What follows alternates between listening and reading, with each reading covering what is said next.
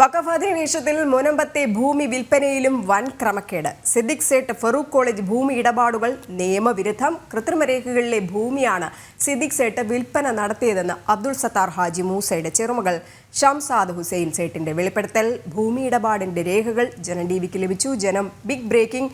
ഒപ്പം വിശദാംശങ്ങൾ നൽകാനായിട്ട് ജിജീഷ് കരുണാകരൻ ചേരുന്നുണ്ട്. ജിജീഷ്, നേരത്തെയും ഈ ഷംസാദിന്റെ പ്രതികരണം നമ്മൾ എടുത്തിട്ടുണ്ടായിരുന്നു. അപ്പോഴും അവർ അതിരൂക്ഷ വിമർശനങ്ങൾ തന്നെയാണ് ഉന്നയിച്ചിട്ടുണ്ടായിരുന്നത്. പക്ഷേ ഈ ഒരു സംഭവത്തിൽ ഭൂമി വിൽപ്പനയിലും വൻ ക്രമക്കേട് എന്നാണ് ഷംസാദ് പറയുന്നത്. മറ്റെന്തൊക്കെ കാര്യങ്ങളാണ് ജനം ടിവിയോട് അവർ പ്രതികരിക്കുന്നത്?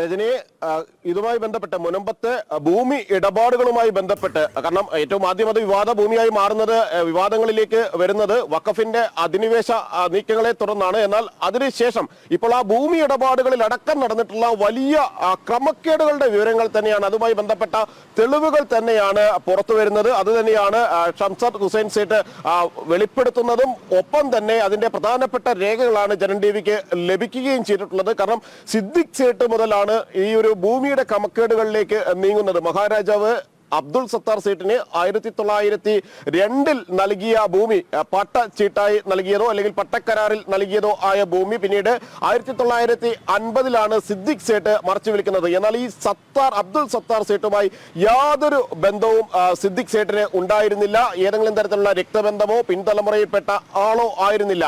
പകരം നമ്മളോട് ഈ വെളിപ്പെടുത്തലുകൾ നടത്തിയ ഷംസാദിന്റെ പിതാവ് ഹുസൈന്റെ സഹോദരന്റെ സുഹൃത്തായിരുന്നു സിദ്ദിഖ് സേട്ട്. ആ സഹോദരനും സിദ്ദിഖ് സേട്ടും തമ്മിലുള്ള വലിയ സൗഹൃദം മുതലെടുത്തുകൊണ്ട് അദ്ദേഹത്തിന്റെ ഭൂമി കൃത്രിമത്വങ്ങളിലൂടെ തട്ടിയെടുക്കുകയായിരുന്നു. അങ്ങനെയാണ് 404 ഏക്കർ ഭൂമി സിദ്ദിഖ് സേട്ടുവിന്റെ കയ്യിലേക്ക് വരുന്നത്. ഈ സത്താർ സേട്ടുവിന്റെ പിൻതലമുറയ്ക്ക് അവകാശപ്പെട്ട ഭൂമി, ഒരു തരത്തിലും വഖഫിന്റെ അധികാര പരിധിയിലേക്ക് എത്താത്ത ഭൂമി, വഖഫിന്റെ അധികാര പരിധിയിലേക്ക് എത്താൻ പാടില്ലാത്ത ഭൂമി, അത്തരത്തിലുള്ള ഒരു ഭൂമിയാണ് സിദ്ദിഖ് സേട്ട് അനധികൃതമായി സ്വന്തമാക്കുന്നതും പിന്നീട് അത് വിൽപ്പന നടത്തുകയും ഫാറൂഖ് കോളേജിന് വിൽപ്പന നടത്തുകയും എല്ലാം ചെയ്യുന്നത്. അതിന്റെ നിർണായകമായ തെളിവുകൾ തന്നെയാണ് ഈ ഒരു ഘട്ടത്തിൽ പുറത്തുവിടുന്നത്. മാത്രമല്ല, ഭൂപരിഷ്കരണ നിയമത്തെ മറികടക്കാൻ കൂടി വലിയ തോതിലുള്ള ഇടപെടലുകളും കൃത്രിമത്വങ്ങളും രേഖകളിലടക്കം പട്ടയ വിവരങ്ങളടക്കം ചേർക്കാതെയുള്ള ഇടപാടുകളും എല്ലാം തന്നെ നടന്നിട്ടുള്ള ഇതിന്റെ പ്രധാനപ്പെട്ട വിവരങ്ങൾ നമുക്ക് ഈ ഘട്ടത്തിൽ ഷംസാദിനോട് തന്നെ ചോദിക്കുകയും ചെയ്യാം.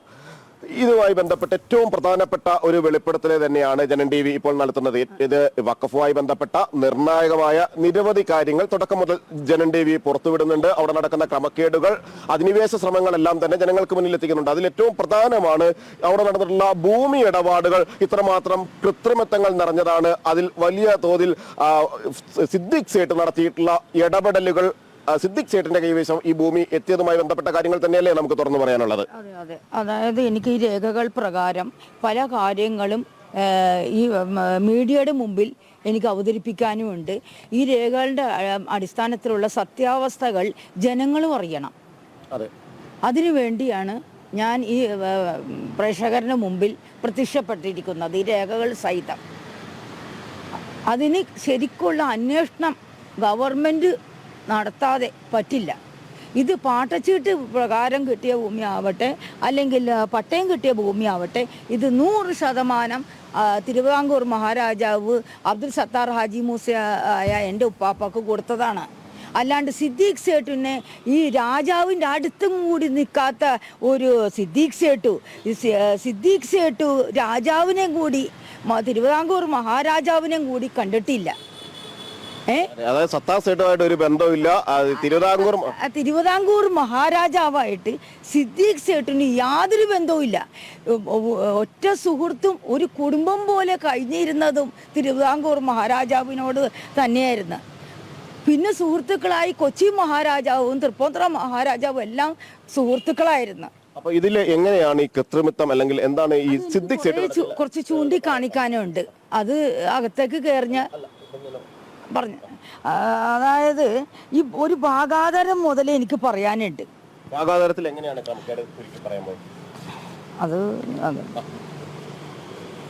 വലിയ തോതിലുള്ള ക്രമക്കേട് അതുമായി ബന്ധപ്പെട്ട രേഖകൾ തന്നെയാണ് ഷംസാദ് അവർ പരിശോധിക്കുന്നത്. കാരണം തുടക്കം മുതൽ തന്നെ ആ ഭാഗാധാരത്തിന്റെ കാര്യത്തിലാണെങ്കിലും കഴിഞ്ഞ ദിവസം നമ്മളുമായി വിശദമായി തന്നെ ഇക്കാര്യങ്ങൾ സംസാരിച്ചിരുന്നു ഷംസാദ്. അതിൽ പറയുന്നത് സിദ്ദിഖ് സേട്ട് എങ്ങനെയാണ് ഈ മുൻ ആധാരങ്ങൾ, പട്ടയ ആധാരങ്ങൾ എന്നിവയിലെല്ലാം തന്നെ ആ നമ്പർ ഉൾപ്പെടുത്താതെയുള്ള ഇടപാടുകൾ നടത്തിയത്. വഖഫ് ആയിട്ടുള്ള അല്ലെങ്കിൽ വഖഫ് ഭൂമി എന്ന് ഇപ്പോൾ വഖഫ് അവകാശപ്പെടുന്ന അതേ ഘട്ടത്തിൽ സിദ്ദിഖ് സേട്ടുവിന്റെ കയ്യിലേക്ക് ഈ ഭൂമി എത്തുന്നതും ഒപ്പം തന്നെ ഫാറൂഖ് കോളേജിന് നൽകുകയും ചെയ്യുമ്പോഴുള്ള ക്രമക്കേടുകളുടെ അതിന്റെ പ്രധാനപ്പെട്ട വിവരങ്ങൾ തന്നെയാണ് നമ്പറുകൾ സഹിതം ഷംസാദ് ചൂണ്ടിക്കാണിക്കുന്നത്. ഈ 4 ആധാരത്തിലും പല പല ഭാഗങ്ങളിലായിട്ട് കാര്യങ്ങളുള്ളത് എനിക്ക് വെളിപ്പെടുത്താണ്ട് നിവൃത്തിയില്ല. അതായത് ഭാഗാധാരത്തിൽ നിന്നിട്ട് തുടങ്ങിയാലേ ആ സിനിമ സ്റ്റാർട്ടാവുള്ളൂ. എന്നിട്ട് സിദ്ദിഖ് സേട്ടിൻ്റെ ആധാരത്തിൽ കൂടി അവസാനിപ്പിച്ചാലേ സിനിമ അവസാനിക്കുകയുള്ളൂ. 1122 70 നമ്പർ ഭാഗാധാരത്തിൽ ആമിനാബായിൻ്റെ ഒരു പേര് പുറത്തു വരുന്നുണ്ട്. അത് അഞ്ചിക്കൈമളിൽ ഒരു കേസ് ഉണ്ടായിരുന്നു. അഞ്ചിക്കൈമൾ അതെ ഭാഗാധാരത്തിൽ. അപ്പം അഞ്ചിക്കൈമൾ ഇതിൽ ഡിസ്ട്രിക്ട് കോടതിയിൽ ഒരു കേസ് വന്നപ്പോൾ ആമിനാബായിയുടെ ഒരു വിവരവും കൂടി എനിക്ക് പറയാനുണ്ട്. അതായത് ആമിനാബായിനെ ഉള്ളത് സിദ്ദീഖ് കെയർ ടേക്കറായിട്ടാണ് നിന്നത്. ഈ സിദ്ദീഖ് ആമിനാബായിക്ക് അമ്മയുണ്ട് ആ സമയങ്ങളിൽ. ഈ മൂസ സേട്ടാണ് ആമിനാബായിയുടെ ഫാദറാണ് മൂസ സേട്ട് മരിച്ചു പോകുന്നത്. നേരത്തെ മറ്റൊരു രേഖ, പ്രധാനപ്പെട്ട രേഖ കാണിച്ചു തന്നിരുന്നു. അതില് അതായത് പട്ടയ നമ്പറുമായി ബന്ധപ്പെട്ട് ചില ക്രമക്കേട് ചേർക്കാതിരുന്നത്, അതായത് ഈ ഭൂമി വിൽപ്പന നടത്തുന്ന ഘട്ടത്തിൽ പട്ടയ നമ്പർ ചേർക്കാതിരുന്നത്. അതായത് 1122 70 നമ്പർ ഭാഗപത്രത്തിൽ 2023 നമ്പർ പട്ടയമാണ് ജുംബുബായിക്ക് കിട്ടിയത്. പ്രധാനപ്പെട്ട ഒരു അതെ, ഈ ജുംബുബായിക്കും ഇവർക്കും കിട്ടുമ്പോൾ, ഈ ആമിനാക്കും എല്ലാം ഈ സ്വത്തിൻ്റെ അവകാശം കിട്ടുമ്പോൾ ശരീഅത്ത് പ്രകാരം മറ്റുള്ളവർക്കും കൂടി അവകാശപ്പെട്ടതാണ്. ഇത് സൂത്രധാരനായിട്ട് സിദ്ദിഖ് സേട്ടു ഈ ഭാഗാധാരം ഉണ്ടാക്കിച്ച്. ഈ ഭാഗാധാരത്തിൽ ഉള്ളത് കെയർ ടേക്കറായിട്ട് അഞ്ചിക്കൈമൾ ഇതിൽ വന്നേക്കുന്നത് സിദ്ദിഖ് സേട്ടു. അതായത് നിലവിൽ സിദ്ദിഖ് സേട്ടുവിന് മറ്റൊരാൾക്ക് എഴുതി കൊടുക്കാൻ കഴിയാത്ത, സിദ്ദിഖ് സേട്ടുവിനെ സംബന്ധിച്ചിടത്തോളം ഒരാൾ ഇപ്പോൾ ജംബുബായി എന്ന സ്ത്രീയാണ് എഴുതി കൊടുത്തത്. എന്നാൽ അവർക്ക് സ്വന്തമായി ആ ഭൂമി എഴുതി കൊടുക്കാനുള്ള യാതൊരു അധികാരവും അവകാശവും നിയമപ്രകാരമില്ല. കാരണം ആ ഭൂമിക്ക് കൂടുതൽ ആളുകൾ ഉടമകളാണ്, കൂടുതൽ ആളുകൾ അവകാശികളാണ്. നിരവധി ആളുകൾ അവകാശികളായ ഒരു കുടുംബ സ്വത്ത് ഒരാളിൽ നിന്ന്, ജുംബുബായി എന്ന ഒരാളിൽ നിന്ന് മാത്രം എഴുതി വാങ്ങുകയാണ് സിദ്ദിഖ് സേട്ട് ചെയ്തത് എന്നതാണ് ഇതിൽ പ്രധാനം. ഈ ഭാഗാധാര പ്രകാരം അതായത് ഒരു മറിയം ബായി, ഒരു ജുംബുബായി, ഒരു ഫാത്തിമാബായിയുടെ ഭർത്താവ് അബൂബക്കറും കൂടിയാണ് ഈ ഭാഗപത്രം ചെയ്യുന്നത്. ആ സമയത്തും സിദ്ദിഖ് സേട്ട് അഞ്ചിക്കൈമൾ ഡിസ്ട്രിക്ട് കോടതിയിൽ ഈ ആമിനാബായി ഉള്ളത് പ്രായപൂർത്തിയാകാത്ത ഒരു മെയിനറായിരുന്നു. ആ മെയിനറായ സ്ഥിതിക്ക് ആ ഭാഗപത്രത്തിൽ കോടതിയിൽ കെയർ ടേക്കറായിട്ട് ആമിനാബായിക്ക് വേണ്ടി നിൽക്കുന്നത് സിദ്ദിഖ് സേട്ടുവാണ്. ഞാൻ ചോദിക്കട്ടെ, ഇത് സിദ്ദിഖ് സേട്ടുമായിട്ടുള്ള ഈ ഇടപാടുകളെല്ലാം നടക്കുന്നത് 50-കളിലല്ലേ? 1950-ലല്ലേ സിദ്ദിഖ് സേട്ട് ഈ ഭൂമി വിൽപ്പന നടത്തുന്നത്? 50-ലാണ്. പക്ഷെ ഭാഗാധാരം നിന്നിട്ടാണ് ഈ ജുംബുബായിക്ക് കിട്ടുന്നത്. പിന്നെ ഈ ആമിനാബായിക്ക് ഇതിൽ അവകാശം കിട്ടിയിട്ടില്ല എന്ന് പറഞ്ഞ് ഇന്നലെ സ്റ്റാൻലിൻ ദേവനുള്ളത് ഒരു വ്യാജ പ്രചരണം ഇറക്കിയിട്ടുണ്ടായിരുന്നു മറുനാടനിൽ. ഇത് തെറ്റാ. അതിൻ്റെ കൂടുതൽ കാര്യങ്ങൾ എനിക്കിപ്പോൾ വെളിപ്പെടുത്താനുണ്ട്. അതും പിന്നെ സിദ്ദിഖ് സേട്ടു 1 ലക്ഷം രൂപ തീറ് വാങ്ങിയിട്ടാണ് ആ വഖഫ് ആധാരം ചെയ്തേക്കുന്നത് എന്ന് പറയുന്നത് ശരിയല്ല, അതും വ്യാജമാണ്. സിദ്ദിഖ് സേട്ട് ഈ ഭൂമി വാങ്ങിയതിൽ പോലും കൃത്യമായ ക്രമക്കേടുകളുണ്ട്. 1 ലക്ഷം രൂപ നൽകിക്കൊണ്ടാണ് 404 ഏക്കർ ഭൂമി സിദ്ദിഖ് സേട്ട് വാങ്ങിയത് എന്നാണ് പറയുന്നത്. അല്ല, ശരിയല്ല, അത് ശരിയല്ല. സിദ്ദിഖ് സേട്ടു ഈ 404 ഏക്കർ ഭൂമിക്ക് ഒരു വില നിശ്ചയിച്ചു. ഫാറൂഖ് കോളേജിന് കൊടുക്കുമ്പോൾ വിൽപ്പന ആയിട്ടല്ല, വഖഫ് ആധാരം എന്ന് പറഞ്ഞേക്കുന്നത്. അതിൽ 1,00,000 രൂപ ആ ഭൂമിക്ക് ഒരു വില നിശ്ചയിച്ചിട്ടാണ് ഫാറൂഖ് കോളേജിന് കൊടുക്കുന്നത്, കോളേജ് നടത്താൻ വേണ്ടി. അല്ലാതെ സിദ്ദീഖ് സേട്ടു അത് പണം വാങ്ങിച്ചിട്ടില്ല. പണം വാങ്ങിച്ചെന്ന് പറഞ്ഞിട്ട് ഇന്നലെ മീഡിയയിൽ ഒരു സ്റ്റാലിൻ ദേവൻ ഇതുപോലെ എവിടെയൊക്കെയാണ് ഈ വലിയ ക്രമക്കേടുകൾ നടന്നിട്ടുള്ളത്? അതായത് പ്രധാനമായിട്ട് എടുത്ത് ചുരുക്കി പറയുമ്പോൾ ആളുകൾക്ക് വ്യക്തമാവുന്ന രീതിയിൽ എങ്ങനെ എവിടെയൊക്കെയാണ്? ഈ പട്ടയത്തിൽ ഈ 2023 നമ്പർ പട്ടയമാണ് ജുംബുബായിക്ക് കിട്ടിയത്. അടുത്ത ഈ പട്ടയം ഒരിക്കലും പുറത്തു വന്നിട്ടില്ല. യഥാർത്ഥ പട്ടയത്തിന്റെ വിവരങ്ങൾ ഇതുവരെ പുറത്തു വന്നിട്ടില്ല. പിന്നെ ഒരു തീറാധാരം ഫാത്തിമ ബായിയും ആദം അബൂബക്കറും കൂടി ഒരു തീറാധാരം 1122 തന്നെ ചെയ്തിട്ടുണ്ട്. 1122 ചെയ്യുമ്പോൾ അതിലും പട്ടയത്തിന്റെ നമ്പർ 2020 നമ്പർ പട്ടയമാണ്. അപ്പോൾ ഓരോന്നിലും ഓരോ പട്ടയങ്ങളാണത്, ഓരോന്നിലും ഓരോ പട്ടയങ്ങളാണ്. അപ്പൊ അത് ശരിക്കും പരിശോധന നടത്തേണ്ടതുണ്ട്. ഇത് സംബന്ധിച്ച് യാതൊരു പരിശോധനകളും ഇതുവരെ സർക്കാരിന്റെ നടന്നിട്ടില്ല. പക്ഷെ പട്ടയം പല ഓഫീസുകളിലും ഞാൻ അന്വേഷിച്ചപ്പോൾ ആരും അത് പുറത്തുവിടുന്നില്ല. രണ്ടാമത് ഈ ജുംബുബായിയുടെ ആധാരമുണ്ട്. 1123 ചെയ്ത ആധാരത്തിൽ പട്ടയത്തിന്റെ നമ്പർ പറയുന്നത് 2028 പട്ടയപ്രകാരമാണ് എനിക്ക് ഭാഗാധാരത്തിലുള്ള 2ാം നമ്പർ മുൻപത്തെ വസ്തു കിട്ടുന്നത്. ആർക്ക്? ജുംബുബായിക്ക്. ഇതിൽ കൂടി മനസ്സിലാക്കാനുള്ള ഒരു കാര്യം, അതായത് ജുംബുബായി അല്ല ഫസ്റ്റ് ഒപ്പിട്ടേക്കുന്നത്. ഇത് സിദ്ദീഖ് സേട്ടു നല്ല ബുദ്ധിയോടുകൂടി എൻ്റെ വാപ്പായുടെ സഹോദരനായ മുഹമ്മദ് കാസമിനെ ഇദ്ദേഹം ഇതുപോലെയുള്ള ഒരു ആധാരം ജുംബുബായി അയാൾക്ക് തന്നെന്ന് പറഞ്ഞിട്ട് ഒരു ആധാരം ഉണ്ടാക്കിച്ചത്. അതാണ് 1123. ആ 1123 ആധാരത്തിൽ ജുംബുബായി അല്ല ഫസ്റ്റ് പേജുകളിലൊന്നും ഒപ്പിട്ടേക്കണത്. ലാസ്റ്റ് വന്നപ്പോഴാണ് വെറുതെ വന്നിട്ട് ജുംബുബായി ഒപ്പിട്ടേക്കണത്.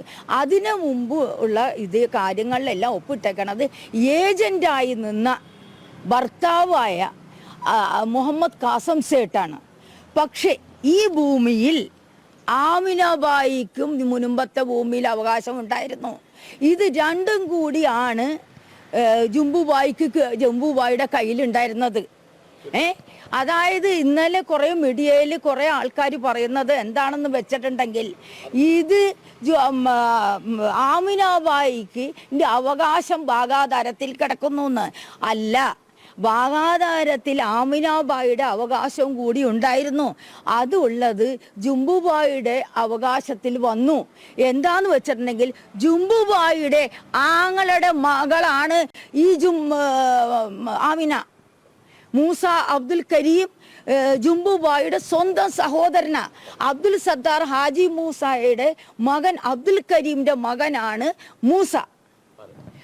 രജനി, വലിയ ഒരു ക്രമക്കേടിന്റെ വിവരങ്ങൾ തന്നെയാണ് പ്രധാനമായും പുറത്തുവിട്ടിരിക്കുന്നത്. അതായത് അവകാശമില്ലാത്ത ഭൂമിയാണ് ജുംബുബായി എന്ന സ്ത്രീ മറിച്ച് വിൽപ്പന നടത്തുന്നത്. അതിലൊരു അവകാശി കൂടിയുണ്ട്. ആ ഭൂമിക്ക് പൂർണ്ണമായും തന്നെ ഒരു അവകാശി കൂടി ഉണ്ട് എന്ന കാര്യം അവർ വ്യക്തമാക്കുകയും ചെയ്യുന്നു. അതോടൊപ്പം തന്നെ ഇതുമായി ബന്ധപ്പെട്ട നിർണായകമായ തെളിവുകൾ തന്നെ ഈ ഒരു ഘട്ടത്തിൽ ഒരു കാര്യം കൂടി, ഈ 1123 നമ്പർ ആധാരത്തിൽ ജുംബുബായി സിദ്ദീഖ് സേട്ടുവിന് കൊടുക്കണ ആധാരത്തിൽ പറയുന്നുണ്ട്.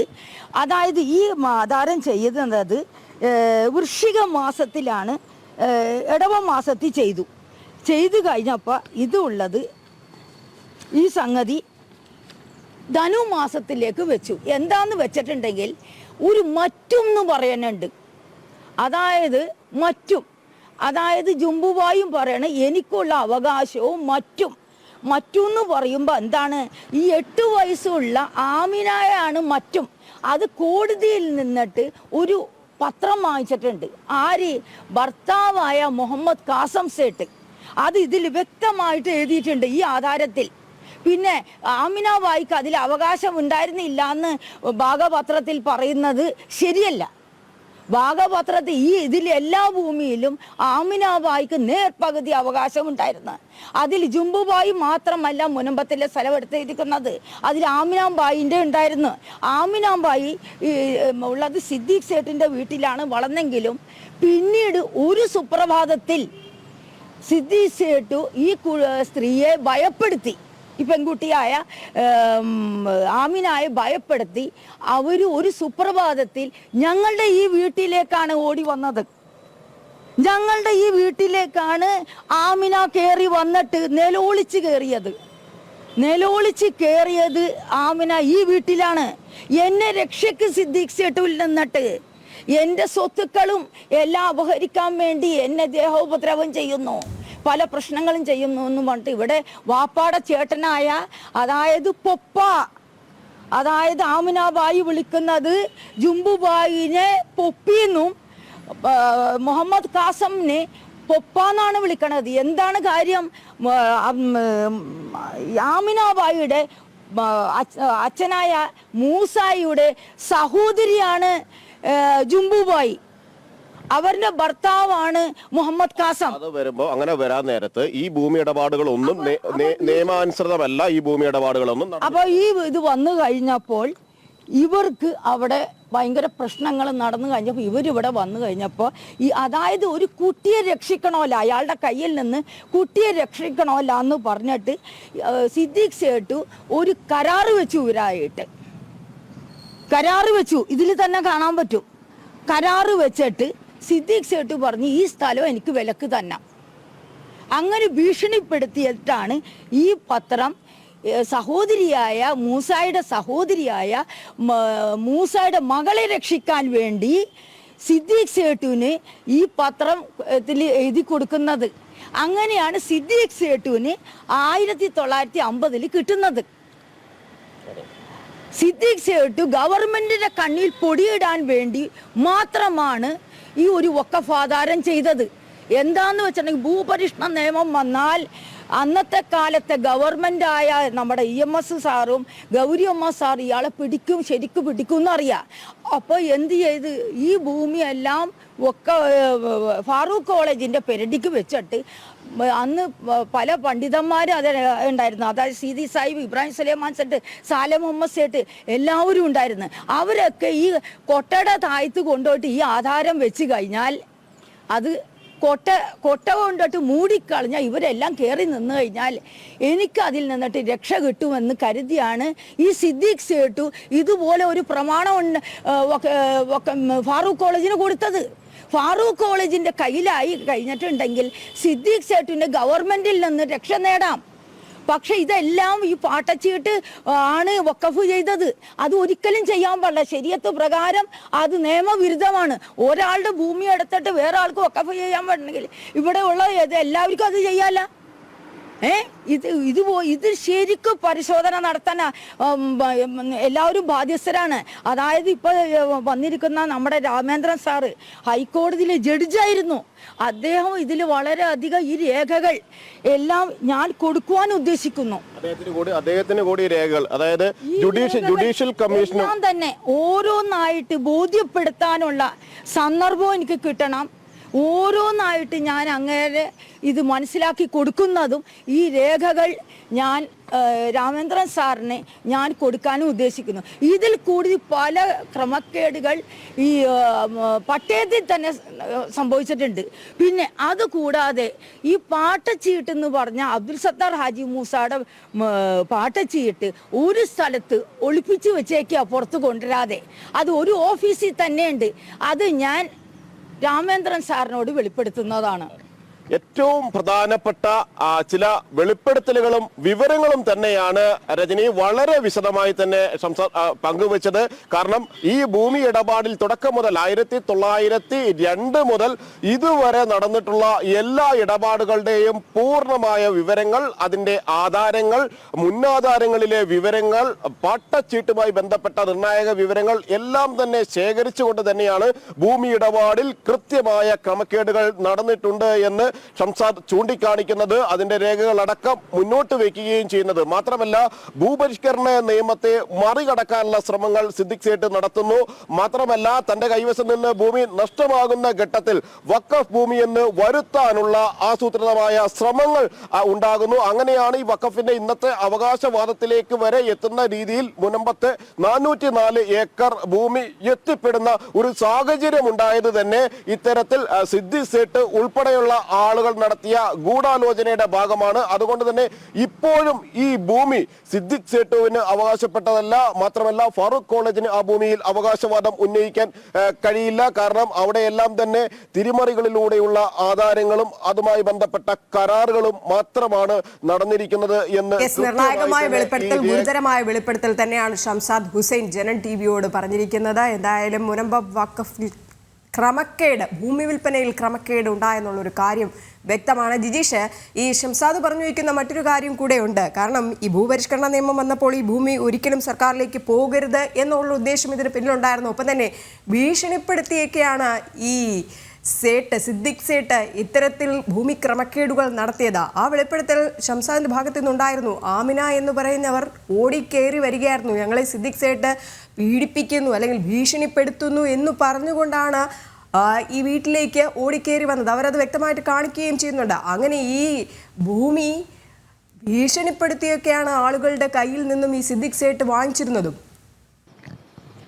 രജനി, ഭൂമി സ്വന്തമാക്കുന്നതിന് വേണ്ടി സിദ്ദിഖ് സേട്ട് നടത്തിയിട്ടുള്ള ഇടപാടുകളും ഭീഷണികളും അടക്കമുള്ള കാര്യങ്ങൾ തന്നെയാണ് ഷംസാദ് വെളിപ്പെടുത്തിയിരിക്കുന്നത്. അതിൽ കൃത്യമായി പറയുന്നുണ്ട്, ഇതിൽ ആമിനെ ഭീഷണിപ്പെടുത്തിയതുമായി ബന്ധപ്പെട്ട കാര്യങ്ങൾ, എങ്ങനെയാണ് അവർ എത്രമാത്രം അവർ ഭയപ്പെട്ടിരുന്നു ഈ സിദ്ദിഖ് സേട്ടുവിനെ എന്ന കാര്യം അതിൽ ചൂണ്ടിക്കാണിക്കുന്നുണ്ട്. മാത്രമല്ല, അവകാശപ്പെടാത്ത ഭൂമി അല്ലെങ്കിൽ അധികാരമില്ലാത്ത ഭൂമി തന്റെ പിതാവിന്റെ സഹോദരനോട് സൗഹൃദം സ്ഥാപിച്ചുകൊണ്ട് സിദ്ദിഖ് സേട്ട് സ്വന്തമാക്കുന്നു. മാത്രമല്ല, അവിടെ ഈ ഒരു സഹോദരന്റെ അല്ലെങ്കിൽ പിതാവിന്റെ സഹോദരന്റെ ഭാര്യയുടെയും ഒപ്പം തന്നെ സിദ്ദിഖ് സേട്ടുവിന്റെ ഭാര്യയുടെയും പേര് ഒരുപോലെയാണ് എന്നതുകൊണ്ട് തന്നെ അതുമായി ബന്ധപ്പെട്ടെല്ലാം തന്നെ കൃത്യമായ കൃത്രിമത്വങ്ങൾ നടത്താൻ വേണ്ടി സിദ്ദിഖ് സേട്ടു എല്ലാ ഘട്ടത്തിലും ശ്രമിച്ചിട്ടുണ്ട്. മാത്രമല്ല, ഇപ്പോൾ അവകാശപ്പെടാത്ത അധികാരമില്ലാത്ത ആ ഭൂമിക്ക് വേണ്ടിയാണ് സിദ്ദിഖ് സേട്ടുവിന്റെ പിൻതലമുറ കൂടി അവകാശവാദം ഉന്നയിക്കുകയും ഇതുമായി ബന്ധപ്പെട്ട വഖഫ് ഭൂമി എന്ന് പറഞ്ഞുകൊണ്ട് നടക്കുന്ന കേസുകളിൽ കക്ഷി ചേർന്നുകൊണ്ടുള്ള നീക്കങ്ങൾ കൂടി നടക്കുന്നത്. അത് ഏറ്റവും നിർണായകം തന്നെയാണ് ഈ വെളിപ്പെടുത്തലുകൾ. കാരണം സമരം ദിവസങ്ങൾ പിന്നിട്ടിട്ട് അവിടെ സമരം തുടരുന്നു. മുനമ്പത്ത് അധിനിവേശത്തിനെതിരെ ഒരു ജനത സമരത്തിലിരിക്കുന്നു. അതേ ഘട്ടത്തിൽ തന്നെ വഖഫ് ഇത്തരത്തിൽ അവകാശവാദം ഉന്നയിച്ചത് കൊണ്ട് മാത്രം സ്വന്തം ഭൂമിയിൽ നിന്ന് കുടിയൊഴിയേണ്ട സാഹചര്യത്തിൽ കഴിയുന്ന നിരവധി കുടുംബങ്ങളുണ്ട്. അതിൽ മുസ്ലിം കുടുംബങ്ങൾ തന്നെ നിരവധി ആണ് ഈ ഒരു സാഹചര്യത്തെ അഭിമുഖീകരിക്കുന്നത്. പലപ്പോഴും പറയുന്നത് അവരുടെ ബന്ധുക്കൾ, പിതാക്കന്മാർ അല്ലെങ്കിൽ അവരുടെ പിതാമഹന്മാർ അടക്കമുള്ള ആളുകൾ അവർ എഴുതി കൊടുത്ത ഭൂമി അവർ വഖഫ് ഭൂമിയാക്കി മാറ്റിയ ഭൂമിയാണ്. അതുകൊണ്ട് തന്നെ ഇത് വഖഫിന് അധികാരപ്പെട്ടതാണ്, അവകാശപ്പെട്ടതാണ് എന്ന് പറഞ്ഞുകൊണ്ട് സാധാരണക്കാരായ ആളുകൾ ഇന്ന് താമസിക്കുന്ന ഭൂമി വരെ കൈവശപ്പെടുത്താനുള്ള ശ്രമങ്ങളാണ്.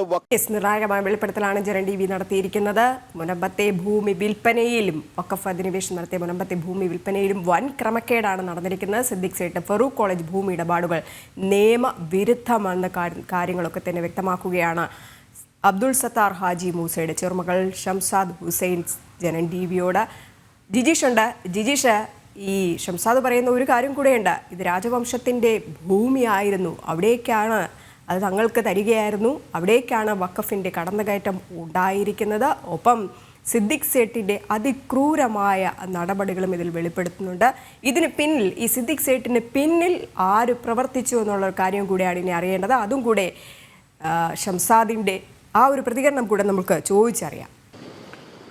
രജനി, തീർച്ചയായും രജനി പറഞ്ഞതുപോലെ തന്നെ ഇത് മഹാരാജാവിന്റെ ഭൂമി, അത് പാട്ടക്കരാറിലും പാട്ട വ്യവസ്ഥയിലും എല്ലാം തന്നെ നൽകിയ ഭൂമി എങ്ങനെയാണ് ഇപ്പോഴും അവകാശവാദം ഉന്നയിക്കുന്ന ഒരു നിലയിലേക്ക് എത്തിയതെന്നും അതിൽ യാതൊരു അവകാശത്തിനും യാതൊരു സാധ്യതയുമില്ലാത്ത ഒരാൾ എങ്ങനെയാണ് അതിന്റെ ഭാഗമായി മാറിയത് എന്നെല്ലാമുള്ള കാര്യങ്ങൾ ഷംസാദ് വ്യക്തമാക്കി. ഇനി പ്രധാനമായും നമുക്ക് രജനി പറഞ്ഞതുപോലെ തന്നെ നമുക്ക് അറിയാനുള്ള ഒരു പ്രധാനപ്പെട്ട കാര്യം എന്ന് പറയുന്നത്, ഈ സിദ്ദിഖ് സേട്ടിന് പിന്നിൽ പ്രവർത്തിച്ചത് ആരാണ്? സിദ്ദിഖ് സേട്ടിന് പിന്നിൽ ഉള്ള ലോബി എന്ന് പറയുന്നത്, ആ കാലത്ത് പോലും ലോബി എന്ന് പറയുമ്പോൾ ഒരു പക്ഷേ ഇത്തരത്തിൽ ഭൂമി സ്വന്തമാക്കാൻ ഒരുമിച്ച് കൈവശപ്പെടുത്താൻ ശ്രമിക്കുന്ന ആളുകൾ ഉണ്ടാകാം. അങ്ങനെ സിദ്ദിഖ് സേട്ടിന് പിന്നിൽ പ്രവർത്തിച്ചത് ആരെല്ലാമായിരിക്കും? അതായത് സിദ്ദിഖ് സേട്ട് സ്വയം ചെയ്തതാണ്. എന്താന്ന് വെച്ചിട്ടുണ്ടെങ്കിൽ ഈ ആമിന ഉള്ളത് പൊപ്പായ എൻ്റെ അപ്പൻ്റെ സഹോദരൻ്റെ അടുത്ത് വന്നപ്പോൾ ഈ കുട്ടിയെ രണ്ടാമത് തിരിച്ചു കിട്ടാൻ വേണ്ടി എന്നിട്ട് ഒരു വാഗ്ദാനം ചെയ്ത് ഒരു കരാറാക്കി. അതായത് ഈ കുട്ടിയെ നിങ്ങൾ എടുത്തോ, ഈ പെൺകുട്ടീനെ നിങ്ങൾ വളർത്തിക്കോ, ഞാൻ ഇനി ചെയ്യുന്നില്ല, കെയർ ടേക്കറായിട്ട് ഇരിക്കുന്നില്ല, എനിക്ക് മുൻപത്തെ സ്വത്ത് എനിക്ക് വിലക്ക് തന്നാം എന്ന് പറഞ്ഞു വന്നു. ആ പെൺകുട്ടിയെ രക്ഷിക്കാൻ വേണ്ടി, ആ ഉപദ്രവത്തിൽ നിന്ന് രക്ഷ നേടിക്കാൻ വേണ്ടി, അതായത് ഈ പൊപ്പിയായ ജുംബുബായും മുഹമ്മദ് കാസം സേട്ടും കൂടി രക്ഷയ്ക്ക് വേണ്ടി ഇത് ചെയ്തു കൊടുത്ത ആധാരമാണ്. ഈ ആധാരത്തിൽ 4 അതിരുകൾ പറയുന്നുണ്ട്. 4 അതിരിലല്ല കിഴക്ക് ഭാഗത്ത്, അതായത് പടിഞ്ഞാറ് ഭാഗവും ഇല്ല. ഇന്നലെ മീഡിയയിൽ വലിയ ആള് പറയുന്നു പടിഞ്ഞാറെന്നൊക്കെ. ഇതൊക്കെ മഹാകള്ളത്തരം. ഇതിൽ പടിഞ്ഞാറെന്ന് എഴുതിയിട്ടില്ല. നിങ്ങളുടെ ഭാര്യ ജുംബുബായി എന്ന് പറയുമ്പോൾ ഈ ആധാരത്തിൽ എഴുതി ഒപ്പിട്ടേക്കുന്നത് മുഹമ്മദ് കാസമ. അപ്പം നിങ്ങളുടെ ഭാര്യ എന്നേ വരുള്ളൂ. പിന്നെ അത് തന്നെ ജുംബുബായി എന്നേ വരുള്ളൂ. അതാണ് ഇത്. അത് നിങ്ങൾക്ക് ഗവൺമെന്റിന് പരിശോധിക്കാനേ ഉള്ളൂ. പിന്നെ കടലിൻ്റെ അടുത്താണ് ഈ ഭൂമി ഉള്ളത്. മുൻപത്തെ കടലിൻ്റെ അടുത്താണ്. അതുകൂടാതെ ഒരു ക്രിസ്ത്യൻസിൻ്റെ ഒരു ഭൂമിയും കൂടി, ഒരു രാമൻ സാറിൻ്റെ ഭൂമിയും കൂടി ഉണ്ട്. അതായത് രാമൻ്റെ ഭൂമിയും ഒരു ക്രിസ്ത്യൻസിൻ്റെ ഭൂമിയും കൂടി ഇതിൻ്റെ അടുത്തുണ്ട്. അതും കൂടി അതിരുകളിൽ പറഞ്ഞിട്ടുണ്ട്. ഈ അതിരുകൾ ബഹുമാനപ്പെട്ട ഉദ്യോഗസ്ഥർ പരിശോധിച്ചാൽ തിട്ടമായി അറിയാൻ പറ്റും. അതുകൂടാതെ ഈ ആമിനായെ വിവാഹം കഴിപ്പിച്ചത് എൻ്റെ വാപ്പാടെ സഹോദരനും എൻ്റെ സഹോദരൻ്റെ ഭാര്യയുമാണ് വിവാഹം കഴിപ്പിച്ചത് ഈ വീട്ടിൽ വെച്ച്. അതായത് 2 മണവാട്ടികളായിരുന്നു. ഈ 2 മണവാട്ടികൾ, ഒന്നുള്ളത് ജുംബുബായുടെ മകൾ ഹൈറുൻസയുടെ വിവാഹവും ഈ ആമിനയുടെ വിവാഹവും ഈ വീട്ടിൽ വെച്ചിട്ടാണ് നടന്നത്.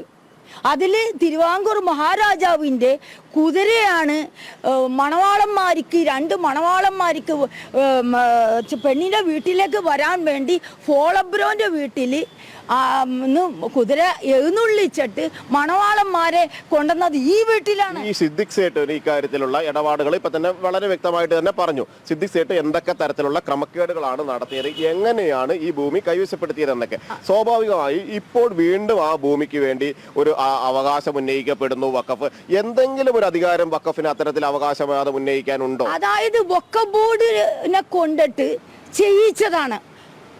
ബഹുമാനപ്പെട്ട കേരള വഖഫ് ബോർഡിനെ കൊണ്ട് ഓരോരോ പരാതികൾ കൊടുത്തും എനിക്കറിയാവുന്നതാണത്.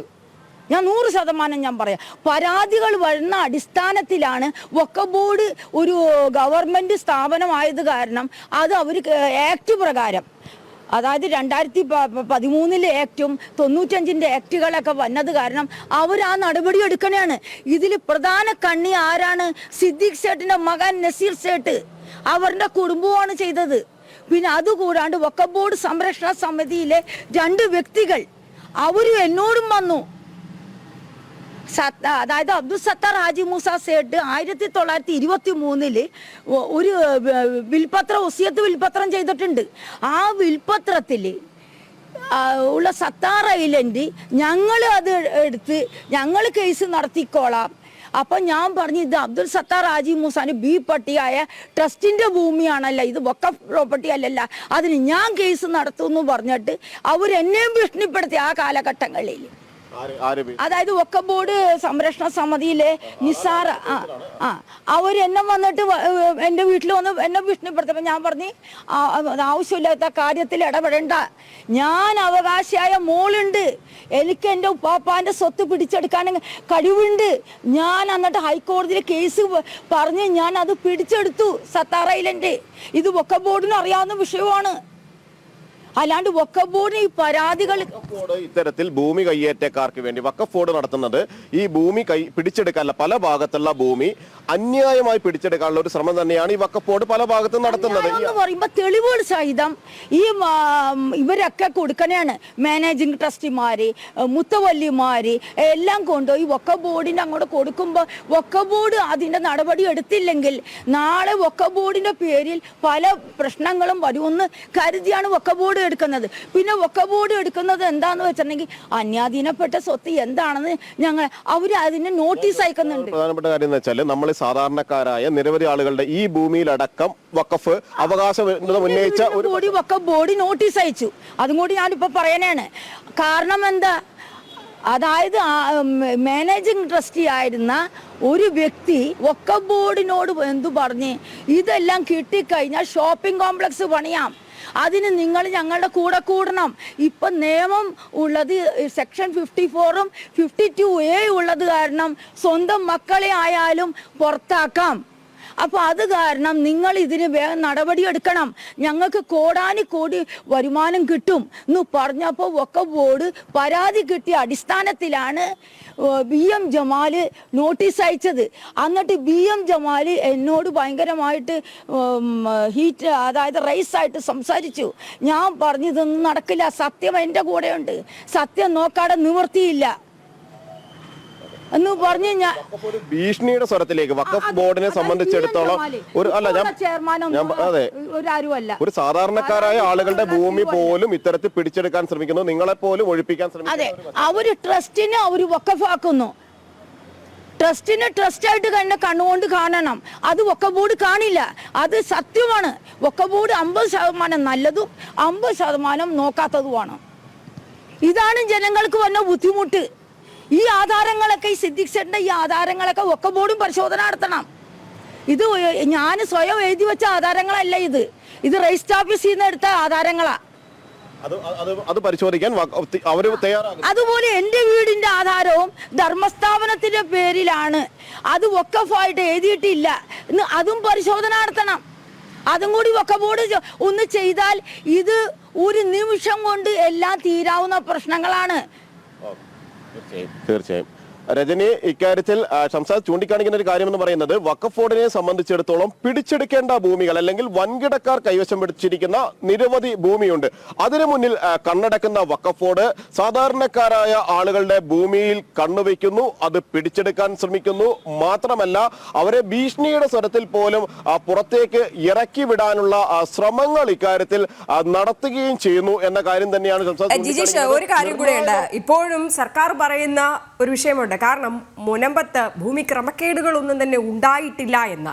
ഇപ്പോൾ ഈ ഷംസാദ് പറയുന്ന വാക്കുകളിൽ അതുമാത്രമാണ് നടന്നിരുന്നത്. ഇതൊക്കെ തന്നെ നോക്കേണ്ട റവന്യൂ വകുപ്പും കണ്ണടയ്ക്കുകയല്ലേ ചെയ്തത്. അപ്പോൾ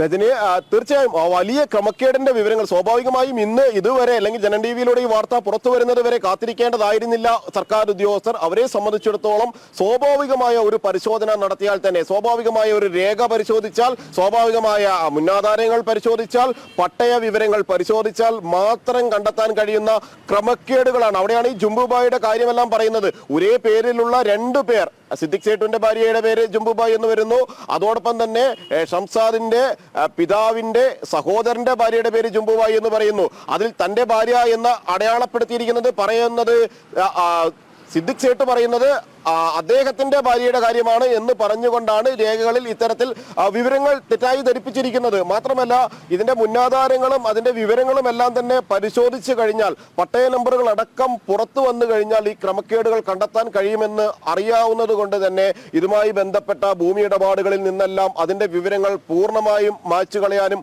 ഒഴിവാക്കാനും സിദ്ദിഖ് സേട്ട് ശ്രമിച്ചിട്ടുണ്ട്. സ്വാഭാവികമായും അവിടെ റവന്യൂ വകുപ്പ് കൃത്യമായ ഒരു പരിശോധന നടത്തിയിരുന്നെങ്കിൽ റവന്യൂ ഉദ്യോഗസ്ഥർ ആ ഭൂമിയുടെ ഉടമസ്ഥാവകാശങ്ങൾ സംബന്ധിച്ച് മുൻ കരാറുകൾ സംബന്ധിച്ച് കൃത്യമായ പരിശോധനകൾ നടത്തിയിരുന്നുവെങ്കിൽ ഈ ക്രമക്കേട് കൃത്യമായി കണ്ടെത്താൻ കഴിയുമായിരുന്നു. എങ്ങനെയാണ് സിദ്ദിഖ് സേട്ട് ഈ ഭൂമി അനധികൃതമായി സ്വന്തമാക്കിയത് എന്നതിന്റെ കൃത്യമായ വിവരങ്ങൾ അവർക്ക് പരിശോധിച്ച് തന്നെ കണ്ടെത്താൻ കഴിയുമായിരുന്നു. പകരം 404 ഏക്കർ ഭൂമിയുണ്ട് എന്ന വഖഫ് ബോർഡിന്റെ വാദം, ഇപ്പോഴും 404 ഏക്കർ ഭൂമിയുണ്ട് എന്ന വഖഫ് ബോർഡിന്റെ വാദം അതേപടി അംഗീകരിക്കുന്ന ഒരു സമീപനത്തിലേക്കും വഖഫ് ബോർഡിന്റെ വാദങ്ങൾ അനുവദിച്ചു കൊടുക്കുന്ന ഒരു സമീപനത്തിലേക്കും സർക്കാർ പോകുന്നു. എന്നാൽ 404 ഏക്കർ ഭൂമി എന്ന് പറയുന്നത് 1902 കാലത്തെ മഹാരാജാവ് പട്ടച്ചിട്ടായി നൽകുന്ന കാലത്തെ ഭൂമിയുടെ വിസ്തൃതി മാത്രമാണ് ഈ 404 ഏക്കർ എന്ന് പറയുന്നത്. പിന്നീട് പലവട്ടം കടലാക്രമണങ്ങൾ നടന്നു, കടൽ കയറുന്ന പശ്ചാത്തലമുണ്ടായി, കടൽ നല്ലൊരു ഭാഗം ഭൂമി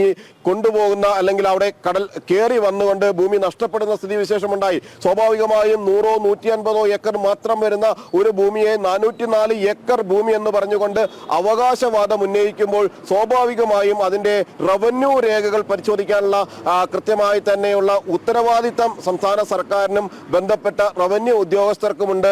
ഒപ്പം തന്നെ ഈ ഭൂമി ഇടപാടുകൾ നടന്നതെല്ലാം തന്നെ കൃത്യമായിട്ടാണോ എന്നത് സ്വാഭാവികമായും 1902 ആദ്യഘട്ടത്തിലെ ഭൂമി ഇടപാട് നടന്നത് എന്നതുകൊണ്ട് തന്നെ അതിലേക്കുള്ള അന്വേഷണമെല്ലാം മറിച്ച് 1950 1952 അതിനു മുമ്പ് 1948 എല്ലാം തന്നെ സിദ്ദിഖ് സേട്ടുമായി ബന്ധപ്പെട്ട് നടന്നിട്ടുള്ള തീർച്ചയായിട്ടും എന്തായാലും സർക്കാർ കണ്ണടയ്ക്കുക തന്നെയായിരുന്നു മുനമ്പത്തെ വഖഫ് അധിനിവേശം എന്നതിന്റെ കൃത്യമായ തെളിവുകളാണ് ഇപ്പോൾ ജനം TV പുറത്തുവിടുന്നത്.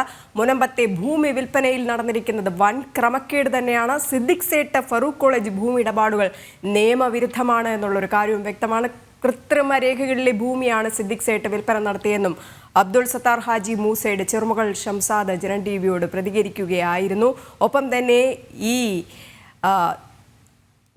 സേട്ടിൻ്റെ മറ്റ് ക്രമക്കേടുകൾ, സിദ്ദിഖ് സേട്ടിൻ്റെ മറ്റ് ക്രമക്കേടുകൾ, അതായത് ആളുകളെ ഭീഷണിപ്പെടുത്തിയൊക്കെയാണ് ഇങ്ങനെ ഭൂമി ഇടപാടുകൾ നടത്തിയിരിക്കുന്നത് എന്നുള്ളൊരു കാര്യം കൂടെയാണ് ഷംസാദ് വെളിപ്പെടുത്തിയത്. എന്തായാലും നിർണായകമായ ഒരു വെളിപ്പെടുത്തൽ തന്നെയാണ് ജനം TVയുടെ ഷംസാദ് ഹുസൈൻ നടത്തിയിരിക്കുന്നത്. ഇനിയെങ്കിലും റവന്യൂ വകുപ്പ് ഉണർന്ന് പ്രവർത്തിക്കണമെന്നാണ് പറയുന്നത്. ഈ ക്രമക്കേടിൻ്റെ രേഖകളൊക്കെ തന്നെ ഈ judicial commission justice Ramendran Nair കമ്മീഷന് ജസ്റ്റിസ് രാമേന്ദ്രൻ നായർക്ക് മുൻപാകെ ഷംസാദ് വയ്ക്കുമെന്നും പറയുന്നുണ്ട്. ഇപ്പോൾ കൃത്യമായിട്ടുള്ളൊരു തെളിവ് തന്നെയാണ് ഷംസാദ് പുറത്തുവിടുന്നതും അവിടെ നടത്തിയിരിക്കുന്നത് ഭൂമി ക്രമക്കേട് തന്നെയാണ്.